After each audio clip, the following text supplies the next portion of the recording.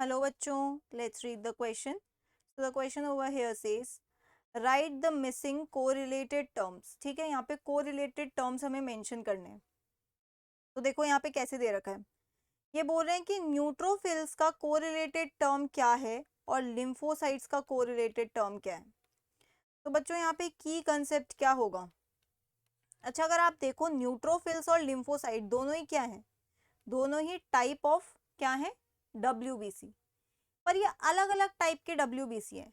Neutrophils ये किस type के WBC है, ये हैं ग्रैन्युलोसाइट्स.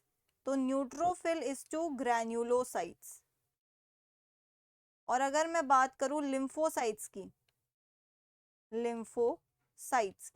तो लिम्फोसाइट्स किस टाइप के हैं, ए ग्रैन्युलोसाइट्स. ठीक है. ग्रैन्युलोसाइट्स क्या होते हैं, जिनके साइटोप्लाज्म में ग्रैन्यूल्स होते हैं. साइटोप्लाज्म हैज ग्रैन्यूल्स और उन ग्रैन्यूल्स में अलग अलग चीजें स्टोर्ड होती हैं. Cytoplasm is clear. Cytoplasm has no granules. ठीक है, बस ऑर्गेनलीज होती हैं जो रिक्वायर्ड होती हैं. ओके. देखो होता क्या है, WBCs को हमने दो कैटेगरी में बांटा होता है, वाइट ब्लड सेल्स. इनको दो कैटेगरी में बांटा हुआ है. एक क्या है, ग्रैन्युलोसाइट्स. ठीक है, ये हैं WBCs. और ये क्या है, ए ग्रैन्युलोसाइट्स. अब ये जो ग्रैन्युलोसाइट्स हैं, इनमें तीन टाइप के WBCs चले आते हैं.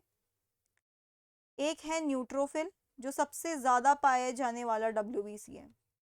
फिर आता है बेसोफिल, जो एलर्जिक रिएक्शन में काम आता है. और फिर आते हैं ईसिनोफिल, जो पैरासिटिक इन्फेक्शन में काम आते हैं. ईसिनोफिल. ओके. और ए ग्रैन्युलोसाइट्स की बात करूं तो इसमें आते हैं लिम्फोसाइट्स और मोनोसाइट्स. ओके.